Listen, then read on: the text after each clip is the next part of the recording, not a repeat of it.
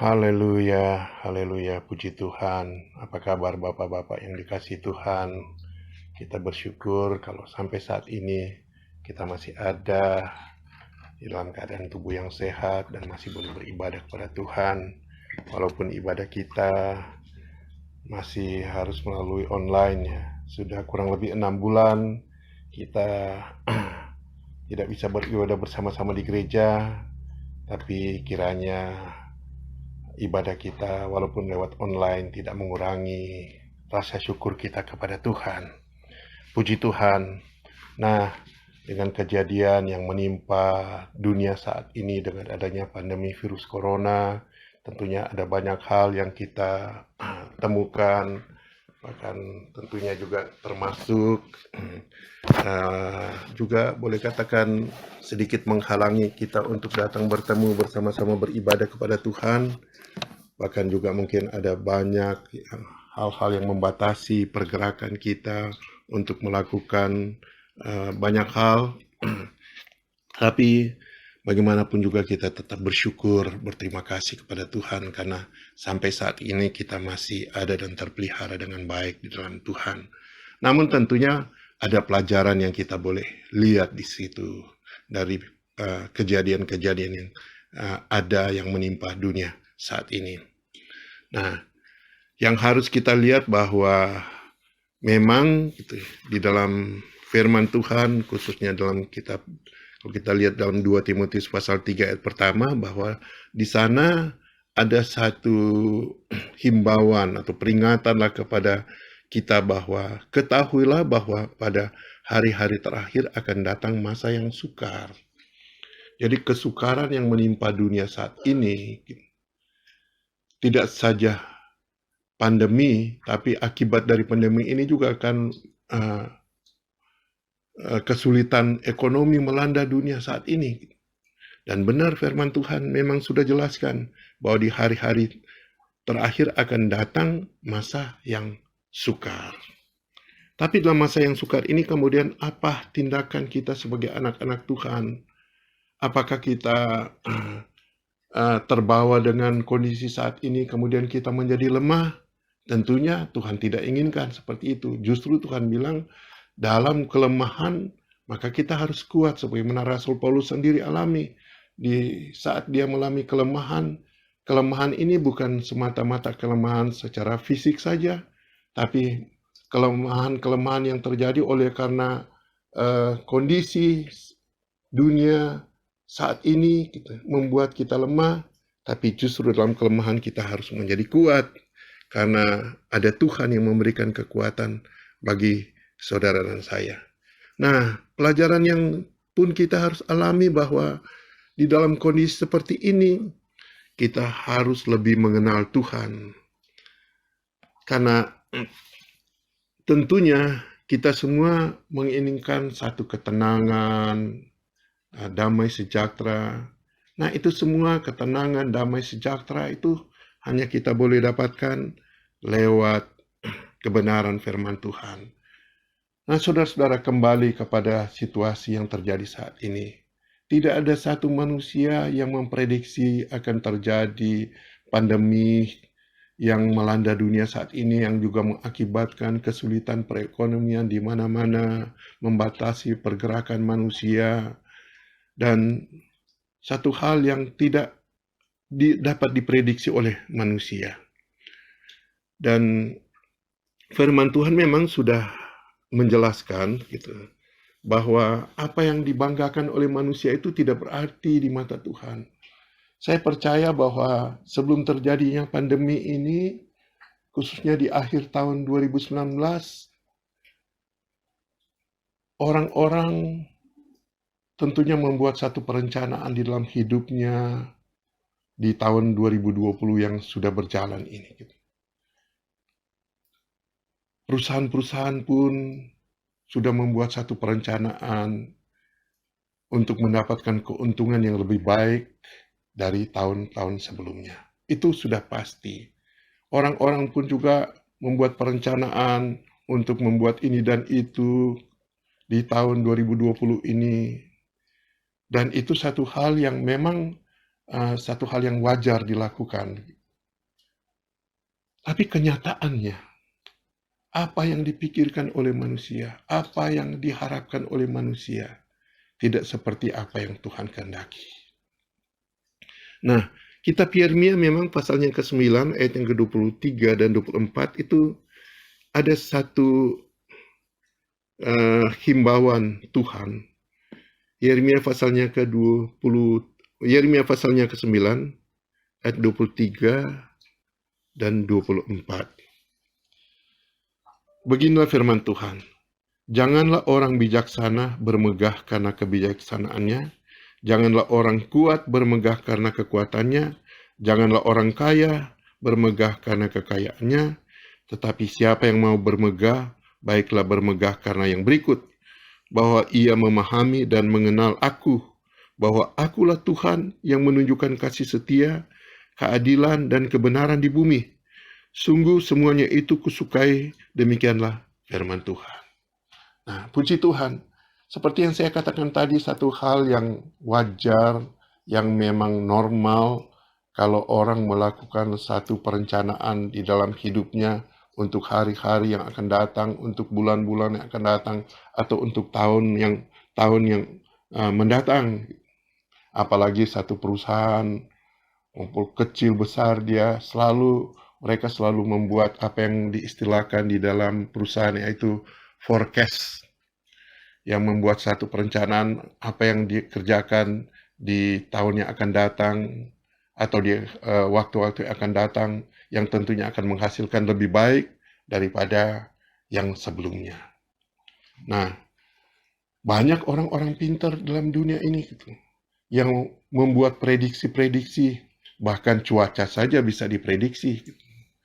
Dan ya sesuai dengan pengetahuan, dengan ilmu yang mereka capai, mereka dapat, tentunya mereka bisa membuat satu perencanaan, membuat satu estimasi, perhitungan-perhitungan yang dapat dikatakan boleh mendekati apa yang diprediksi. Tapi itu perkiraan manusia. Nah, kenyataannya seperti apa yang dialami oleh dunia saat ini sangat mencengangkan bagi orang-orang yang memiliki pengetahuan yang luas, yang mengandalkan mungkin skill-nya. Apa yang terjadi saat ini? Ayat yang kita barusan baca tadi, Tuhan menghimbau kepada manusia supaya janganlah orang bijaksana bermegah karena kebijaksanaannya. Artinya jangan orang merasa pintar, memiliki ilmu pengetahuan yang luas, gitu. Kemudian orang itu bermegah dengan kebijakannya. Orang mungkin bermegah karena kekuatannya atau karena kekayaannya. Himbauan ini menghimbau kepada siapapun bahwa hendaknya gitu, apapun yang kita miliki, kalaupun kita memiliki pengetahuan yang lebih luas dari orang lain, kita perlu sadar bahwa itu semua karena kasih karunia Tuhan. Supaya kita terus merendahkan diri, tidak bermegah dengan kekuatan atau dengan kepintaran atau dengan harta benda yang kita miliki. Karena kita tahu semuanya itu karena kasih karunia Tuhan. Karena Tuhan yang berdaulat atas kehidupan manusia. Puji Tuhan, saudara-saudara. Tentunya setiap manusia merindukan kebahagiaan, merindukan ketenangan, merindukan damai sejahtera. Dan dari mana itu ketenangan itu?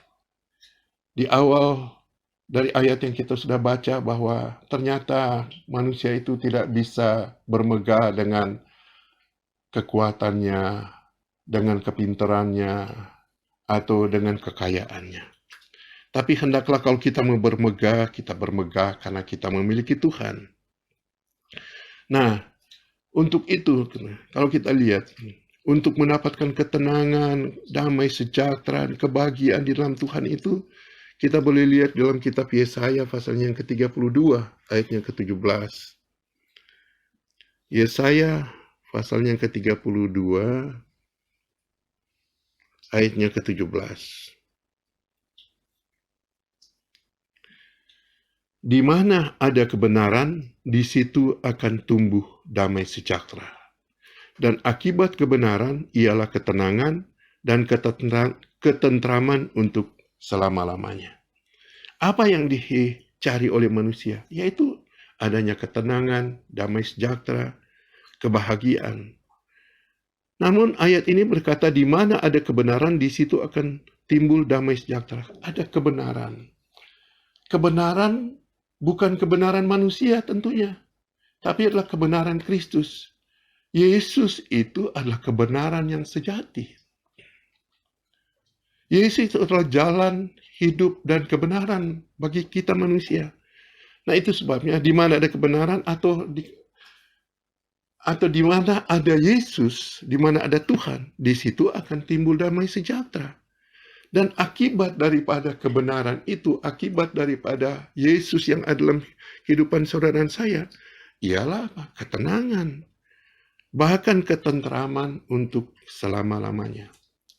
Dengan kata lain, carilah kebenaran itu. Carilah Yesus dalam setiap kehidupan kita.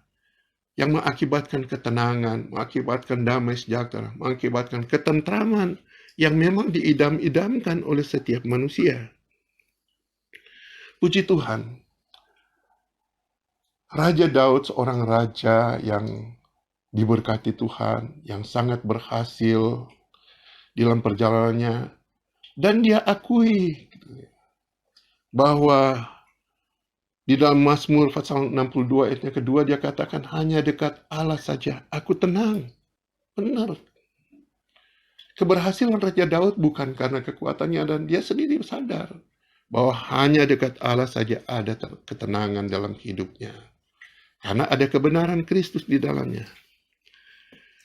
Itu sebabnya saudara-saudara, apapun yang kita hadapi dalam dunia saat ini, kesulitan apapun, bahkan mungkin juga sakit penyakit yang melanda, nah, kita tahu bahwa pandemi virus corona ini melanda dunia ini bukan saja melanda kepada orang-orang yang sederhana, tapi juga melanda orang-orang yang memiliki posisi-posisi yang terhormat, bahkan di jabatan-jabatan baik di perusahaan maupun jabatan dalam pemerintahan. Tidak sedikit kan, baik itu Perdana Menteri, Menteri, atau orang-orang yang memiliki jabatan, orang-orang yang memiliki kekayaan, banyak yang mengalami atau terinfeksi dengan virus corona ini. Tapi kita bersyukur, sekalipun juga ada anak-anak Tuhan yang juga terkapar dengan virus corona, khususnya bahkan di jemaat kita juga ada yang terinfeksi dengan virus corona.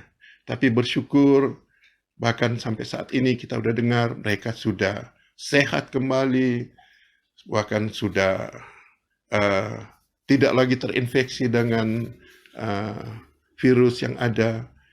Bukankah itu semua karena anugerah dan kemurahan Tuhan? Nah, itu sebabnya mari kita hanya mau mendekatkan diri terus kepada Tuhan. Daud sendiri seorang raja, dia sadar bahwa hanya dekat Allah saja ada ketenangan yang dia boleh alami. Bahkan Daud sendiri, sebelum dia mengakhiri hidupnya pun, dia telah mendidik anaknya, khususnya kepada Salomo yang akan menggantikannya dia sebagai raja. Bahwa di dalam 1 Tawari pasalnya ke-28 ayatnya ke-9, Daud menasihatkan kepada Salomo sebagai anaknya akan menggantikan dia sebagai raja bahwa kenalilah Allah ayahmu. Di dalam 1 Tawari pasalnya ke-28. Pertama Tawari pasalnya ke-28 ayatnya ke-9. Ini Daud menasihatkan kepada anaknya Salomo yang akan menjadi penggantinya sebagai raja. Dan engkau, anakku Salomo, kenallah Allahnya ayahmu dan beribadahlah kepadanya dengan tulus ikhlas dan dengan rela hati, sebab Tuhan menyelidiki segala hati dan mengerti segala niat dan cita-cita. Jika engkau mencari Dia, maka Ia berkenan ditemui olehmu. Tetapi jika engkau meninggalkan Dia, maka ia akan membuang engkau untuk selama-lamanya. Nasihat Daud kepada Salomo ini juga merupakan nasihat bagi kita semua, agar kita mengenal Allah kita dan beribadah kepadanya dengan tulus ikhlas. Tentunya, sebagai orang Kristen, kita tahu Allah kita. Tapi mengenal Allah lebih mendalam, lebih mengenal akan kebenarannya, lebih mengenal akan isi hati Tuhan. Untuk kita hidup sesuai dengan apa yang Tuhan kehendaki tentunya. Ini Daud mengatakan kepada anaknya Salomo, kenallah Allahnya, ayahmu, dan beribadahlah kepadanya dengan tulus ikhlas. Beribadah dengan tulus, dengan sepenuh hati kepada Tuhan. Dengan rela hati, sekalipun dalam keadaan sulit. Ini yang dimaksud tulus ikhlas dan dengan rela hati, bukan beribadah saja pada saat senang, tapi dalam keadaan apapun. Baik dalam keadaan susah, dalam keadaan senang, dalam keadaan sehat, maupun dalam keadaan sakit, tetap kita mau beribadah dengan tulus kepada Tuhan. Sebab di sini katakan Tuhan menyelidiki segala hati dan mengerti segala niat dan cita-cita. Tuhan mengetahui kedalaman hati manusia. Kita boleh saja mungkin berkata, aku mengasihi Tuhan. Tapi kalau itu hanya dalam perkataan, hanya dalam lidah saja, mulut ini berkata mengasihi Tuhan, tapi tidak dengan ikhlas, tidak dengan tulus hati, maka itu tidak akan menjadi berarti apa-apa.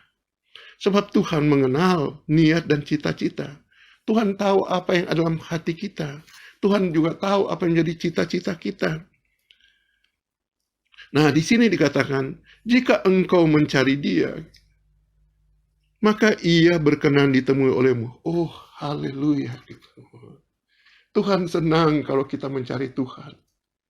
Tuhan senang kalau kita menyampaikan kepada Tuhan apa yang kita alami. Karena Tuhan yang akan memberikan pertolongan. Maka Ia berkenan ditemui olehmu. Jadi kalau kita cari Tuhan, Tuhan senang dan Tuhan berkenan. Tapi sebaliknya, tapi jika engkau meninggalkan Dia, meninggalkan Tuhan, maka Ia akan membuang engkau untuk selamanya. Oh, haleluya. Kiranya ayat firman Tuhan ini memperingatkan kita supaya kita terus mendekatkan diri kepada Tuhan. Puji Tuhan. Saudara-saudara yang dikasih Tuhan, bapak-bapak yang dikasih Tuhan, dalam situasi seperti ini, maka kita membutuhkan hikmat daripada Tuhan untuk mengatasi segala persoalan yang kita hadapi. Kita tidak bisa mengatasi segala persoalan kita hanya dengan jalan pikiran kita sendiri atau mengandalkan kekuatan kita. Sia-sia, saudara.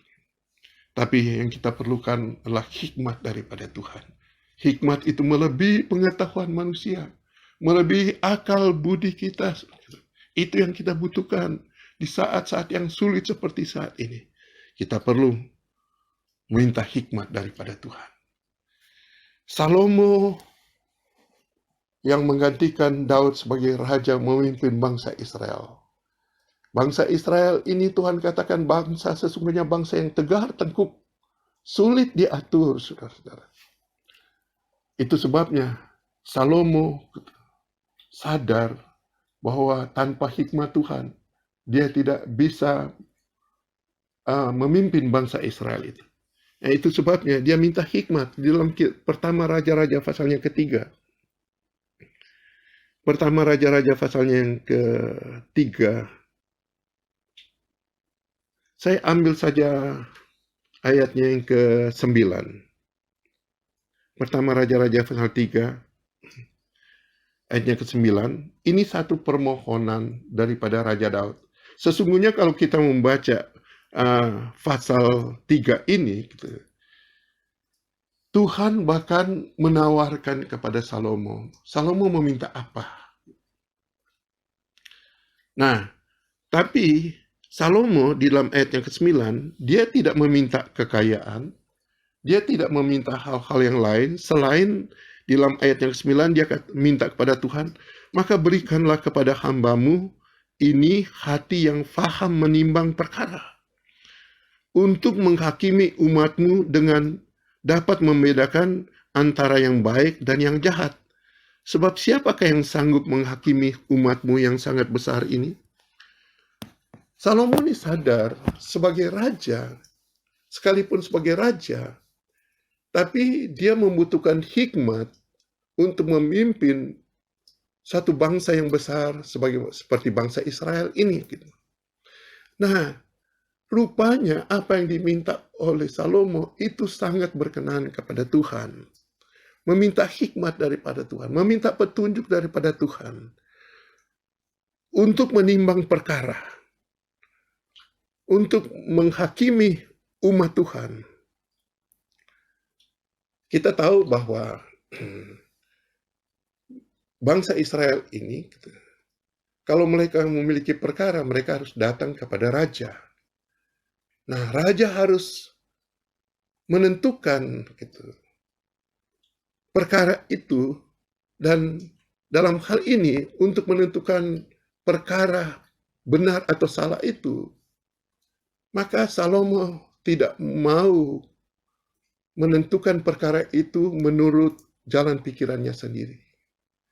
Sebab Salomo sadar bahwa tidak mudah menentukan satu perkara baik buruknya itu kalau hanya mengikuti jalan pikirannya. Itu sebabnya dia minta hikmat daripada Tuhan, dan ternyata apa yang diminta oleh Salomo itu sangat berkenan kepada Tuhan.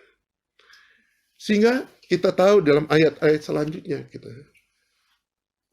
Tuhan berkenan dan Tuhan memberkati Salomo bukan saja dengan hikmat yang Tuhan berikan, tapi juga bahkan sampai kekayaan Tuhan berikan kepada Salomo, merupakan dampak dari permintaan Salomo yang hanya hikmat Tuhan. Dampaknya bukan hanya hikmat yang Tuhan berikan, tapi juga berkat-berkat, bahkan kekayaan yang limpah Tuhan karuniakan kepada Salomo. Puji Tuhan. Nah, sehingga Salomo berkata di dalam kitab Amsal pasal yang ke-11 bahwa karena hikmat lebih berharga daripada permata. Nah, ini Salomo dengan rendah hati mengatakan bahwa hikmat itu melebihi dari harta benda atau kekayaan. Di dalam Amsal pasalnya ke-8 ya. Amsal pasalnya ke-8 ayatnya ke-11.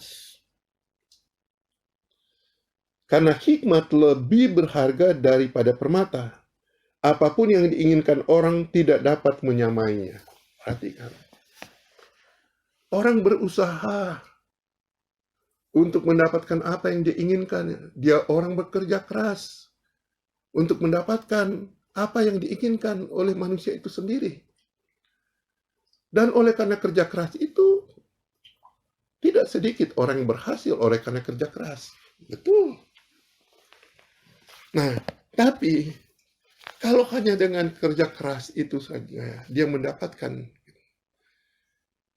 ini manusia membutuhkan kedamaian, membutuhkan ketentraman dalam hidup ini.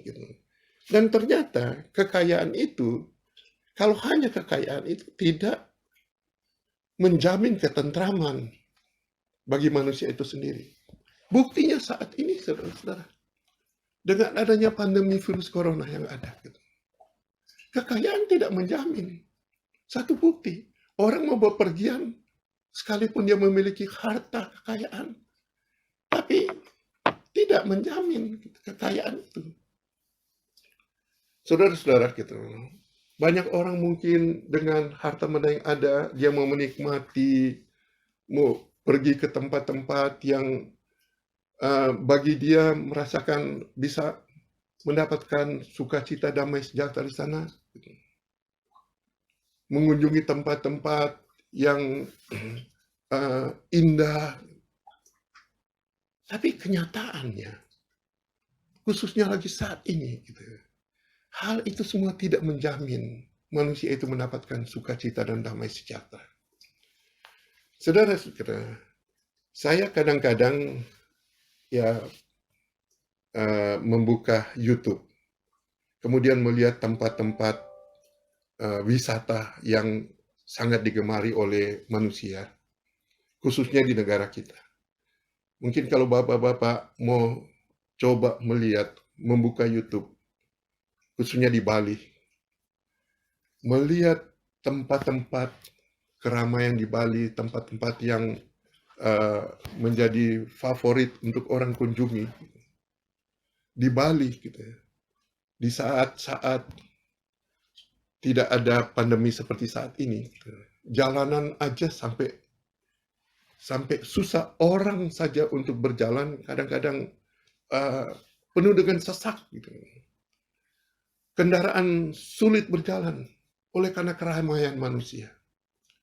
Tapi kalau saudara mau buka YouTube, lihat saja sekarang. Jalan-jalan begitu sepi. Hotel-hotel mewah banyak yang tutup. Restoran-restoran banyak yang tutup. Kenapa? Karena orang tidak bisa lagi mengunjungi tempat-tempat keramaian-keramaian yang ada. Ini satu bukti bahwa kekayaan saja, harta benda saja tidak akan menjamin manusia untuk mendapatkan kedamaian. Saya kadang-kadang merasa kasihan melihat Pulau Bali ini. Sampai sepi, hotel-hotel banyak yang tutup. Padahal sekalipun tutup, tapi biaya-biaya pun terus berjalan. Maintenance untuk hotel itu bukan sedikit. Kalaupun hotel masih ada buka, harus membayar gaji karyawan dan segala macam.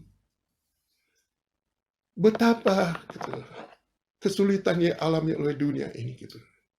Memperingatkan manusia bahwa manusia jangan sekali-sekali mengandalkan kekuatannya. Karena Tuhanlah yang berdaulat atas kehidupan manusia itu sendiri. Nah, saudara kita, itu sebabnya perlu hikmat Tuhan. Dan ayat ini mengatakan hikmat melebihi atau lebih berharga daripada permata. Karena dengan hikmat Tuhan, Tuhan memberikan petunjuk jalan-jalan yang harus kita lalui.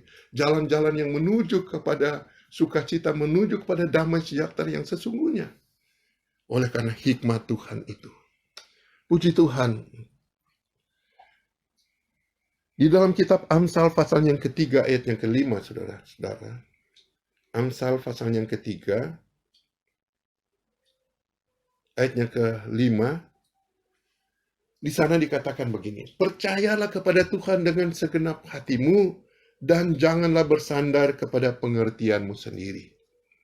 Kalau tadi kita membutuhkan hikmat Tuhan, maka ayat ini pun berkata percayalah kepada Tuhan dengan segenap hati dan janganlah bersandar kepada pengertianmu sendiri. Jangan bersandar kepada apa yang kita miliki. Jangan bersandar kepada kekayaan kita. Jangan bersandar kepada ilmu atau pengetahuan yang kita miliki.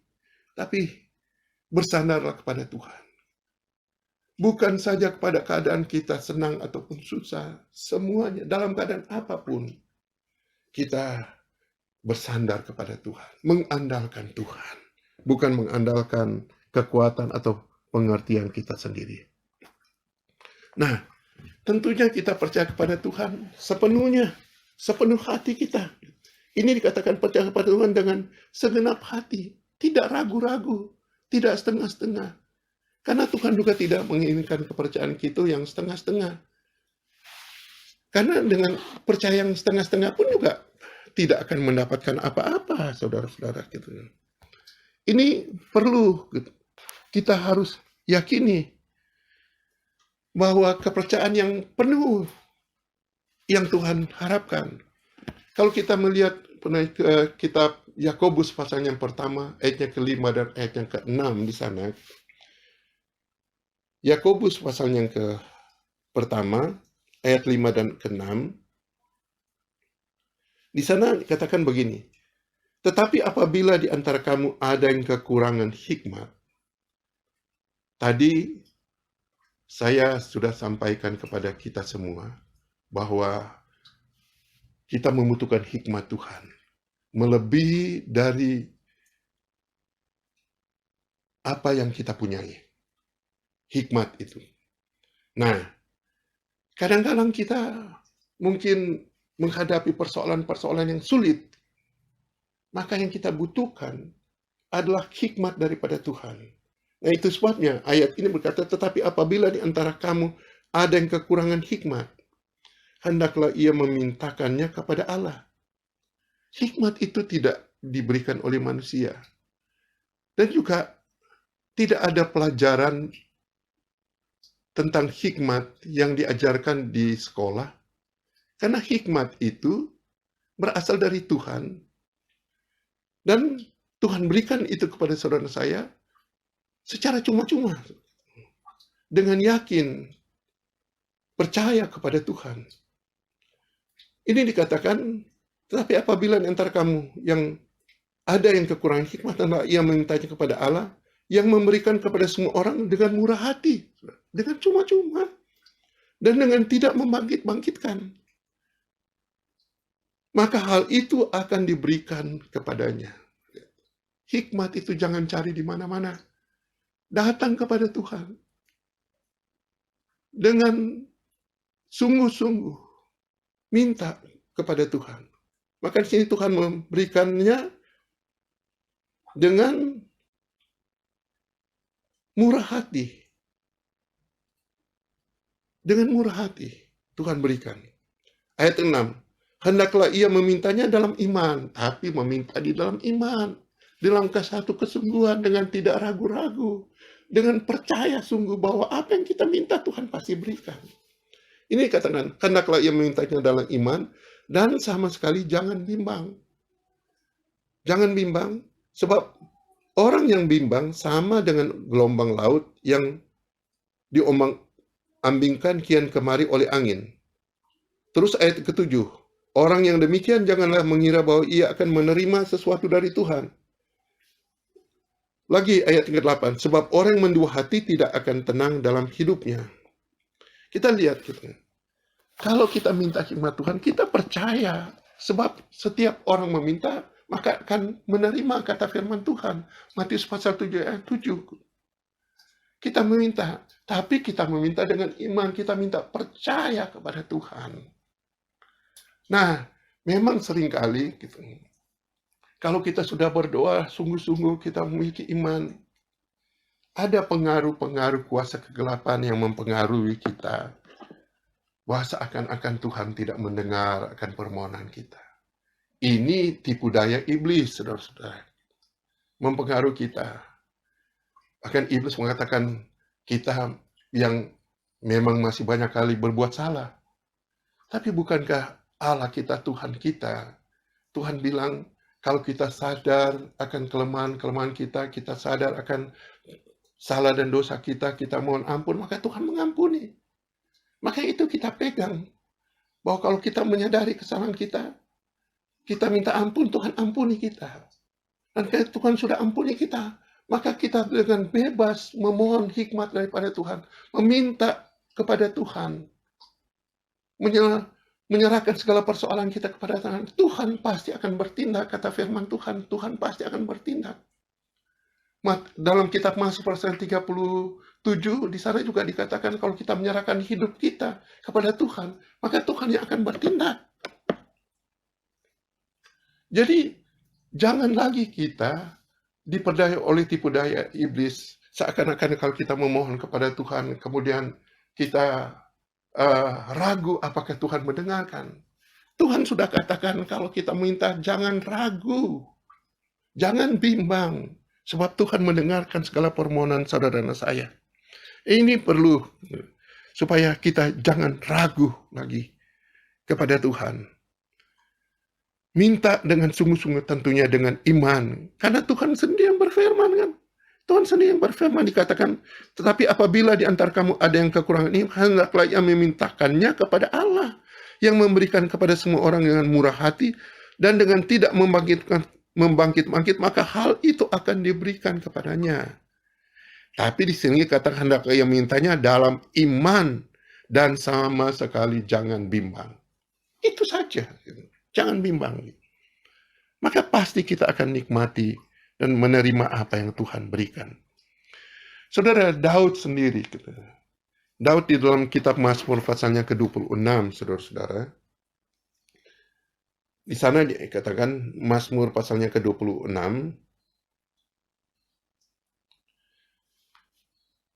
bahkan dia minta kepada Tuhan. Mazmur pasal 26 ayat pertama, dia katakan, berikanlah keadilan kepadaku ya Tuhan, sebab aku telah hidup dalam ketulusan. Kepada Tuhan aku percaya dengan tidak ragu-ragu. Jadi kalau kita tidak ragu-ragu, dan kita sudah hidup di dalam kekudusan, sebab kita sudah minta ampun juga akan segala pelanggaran-pelanggaran kita, maka kita hidup dalam kekudusan, maka kita minta keadilan kepada Tuhan. Kalau ada persoalan, Tuhan bela kita. Ada kesulitan kita hadapi, kita minta kepada Tuhan biar Tuhan yang bertindak. Maka Tuhan pasti akan bertindak mengatasi semua permasalahan yang kita hadapi. Puji Tuhan. Jadi, jangan ragu. Tapi dengan iman kita datang kepada Tuhan. Puji Tuhan. Kita ingat murid-murid Tuhan yang sedang dilanda oleh angin sakal di dalam perjalanan mereka. Nah, di dalam kitab Matius pasal yang ke-14 kan, bagaimana di sana mereka sedang mendayung perahu mereka sedang ditimpa oleh angin sakal. Apakah Tuhan tidak tahu bahwa murid-murid sedang ditimpa dengan angin sakal sehingga mereka mengalami kesulitan? Tuhan tahu dan Tuhan datang tepat waktunya. Tapi murid-murid melihat Yesus itu seperti hantu. Tapi Tuhan mengenal pikiran murid-murid. Itu sebabnya Tuhan pun memberitahu kepada murid-murid, jangan takut, ini aku. Sehingga Petrus, salah satu murid Tuhan, minta kepada Tuhan, kalau engkau Tuhan, mari ajaklah saya berjalan di atas air. Dan Tuhan bilang, mari. Dan Petrus kemudian berjalan di atas air. Dia percaya. Di awal dia percaya. Dia mulai berjalan di atas air. Tapi di dalam perjalanannya dia, di mana Tuhan ada di depannya, gitu, dia mulai ragu. Karena apa? Dia lebih melihat kepada ombak, angin yang melanda mereka. Angin dan ombak yang melanda perjalanan mereka. Padahal ada Tuhan di depan. Dia mulai ragu. Karena apa? Melihat kepada persoalan. Tidak melihat kepada Yesus yang sedang berdiri, yang sudah meminta kepada Petrus, yang sudah tangan Tuhan sudah berikan kepada Petrus. Tapi sebelum Petrus menjangkau tangan Tuhan itu, Petrus ragu. Sehingga Petrus hampir tenggelam. Ini juga mengingatkan kepada saudara dan saya. Jangan ragu. Sebab tangan Tuhan sudah diulurkan kepada saudara dan saya. Untuk memberikan pertolongan. Jangan ragu. Karena pasti ada pertolongan Tuhan. Puji Tuhan. Nah, satu hal lagi yang kita lihat, saudara-saudara. Bagaimana di dalam kitab Matius pasal yang ke-9, ayat yang ke-27 dan 29. Ada dua orang buta di sana. Yang memohon supaya Tuhan mencelikan mata mereka. Sehingga mereka boleh melihat. Di dalam kitab Matius pasal yang ke-9, ayat yang ke-27. Matius pasal yang ke-9, ayat 27 dan 27 sampai 29. Ketika Yesus meneruskan perjalanannya dari sana, dua orang buta mengikutinya sambil berseru-seru dan berkata, "Kasihanilah kami, hai anak Daud." Setelah Yesus masuk ke dalam sebuah rumah, datanglah kedua orang buta itu kepadanya, dan Yesus berkata kepada mereka, "Percayakah kamu bahwa aku dapat melakukannya?" Mereka menjawab, "Ya Tuhan, kami percaya." Lalu Yesus menjamah mata mereka sambil berkata, "Jadilah kepadamu menurut imanmu." Maka meleklah mata mereka, dan Yesus pun dengan tegas berpesan kepada mereka, katanya, jagalah supaya jangan seorang pun mengetahui hal ini. Nah, saudara-saudara, intinya di sini yang apa yang kita lihat, dua orang buta ini berseru-seru kepada Tuhan supaya mereka bisa melihat. Tapi apa yang Tuhan katakan kepada mereka? Tuhan tidak bertanya kepada mereka tentang perjalanan hidup mereka selama ini, hal-hal yang mereka lakukan. Satu hal saja yang Tuhan katakan kepada mereka, percayakah mereka kepada Tuhan? Bahwa Tuhan sanggup mencelikkan mata mereka supaya mereka bisa melihat. Cuma satu kata yang Tuhan inginkan, percaya. Nah, dan apa yang dikatakan oleh kedua orang buta ini, mereka percaya. Padahal mereka buta, sebelumnya mereka tidak bisa melihat hal-hal yang Tuhan telah perbuat sebelumnya. Mujizat-mujizat yang Tuhan sudah lakukan mereka tidak lihat. Tapi mereka percaya.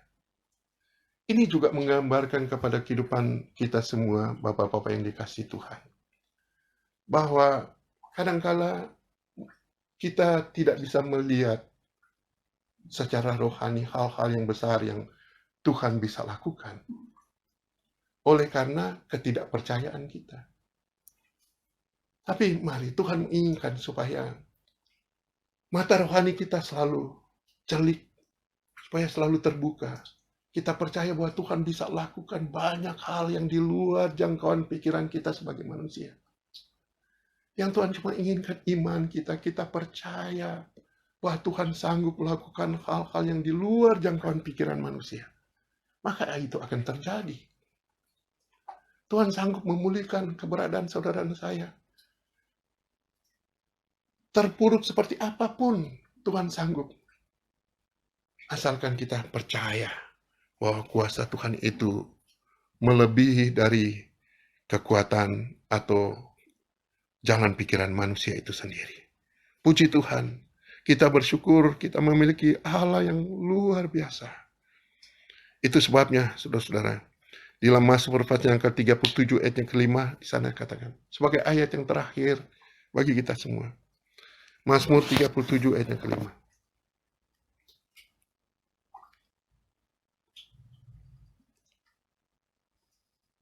Mazmur 37 ayat yang kelima. Serahkanlah hidupmu kepada Tuhan dan percayalah kepadanya, dan Ia akan bertindak.